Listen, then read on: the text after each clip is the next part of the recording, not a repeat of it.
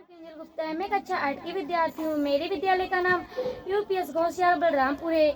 आज मैं आप सबको सरदार वल्लभ भाई पटेल की जीवन परिचय सुनाने जा रही हूँ। सरदार वल्लभ भाई पटेल का जन्म 31 अक्टूबर 1875 ईस्वी को गुजरात के पेटलाद तालुके के करमसद नामक गांव में हुआ था।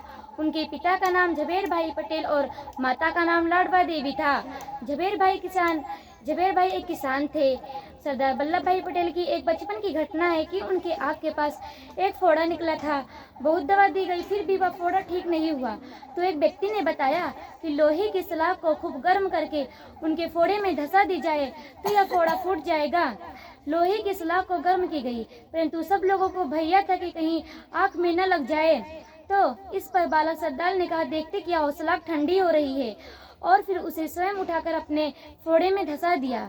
बालक की इस साहस को देखकर उपस्थित लोगों ने कहा, यह बालक आगे चलकर बहुत ही साहसी होगा, इसीलिए ये लौह पुरुष के नाम से भी जाने जाते हैं। 22 वर्ष की उम्र में इन्होंने नाडियाद स्कूल से मैट्रिक की परीक्षा पास की।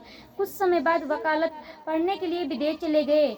जहाँ वे रहते थे वहाँ से वह विद्यालय 11 मील दूर था और वे सुबह उठकर उस विद्यालय में जाते और शाम को विद्यालय बंद होने से ही वहाँ पर उठते थे।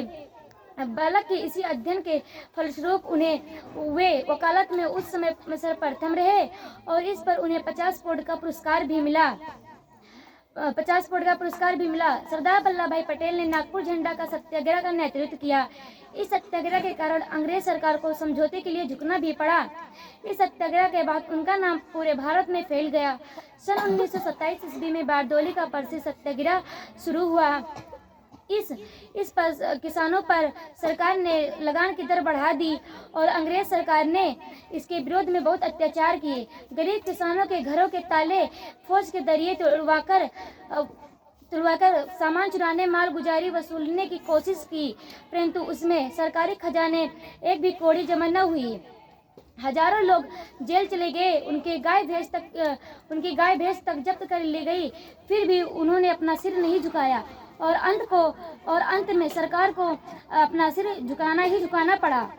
फिर गांधी जी ने सत्याग्रह आंदोलन फिर से शुरू कर दिया और 12 मार्च को दांडी नमक यात्रा शुरू कर दी और 6 अप्रैल को नमक कानून तोड़कर फिर से नमक सत्याग्रह का आंदोलन किया।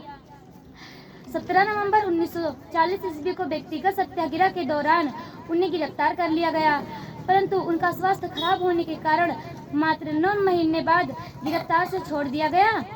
और 15 अगस्त 1943 को जब देश आज़ाद हुआ था, तब सरदार वल्लभ भाई पटेल स्वतंत्र प्राप्त के पश्चात केवल 2.5 वर्ष तक ही जीवित रहे और 15 दिसंबर सन 1950 ईस्वी को मुंबई में इनका निधन हो गया। धन्यवाद।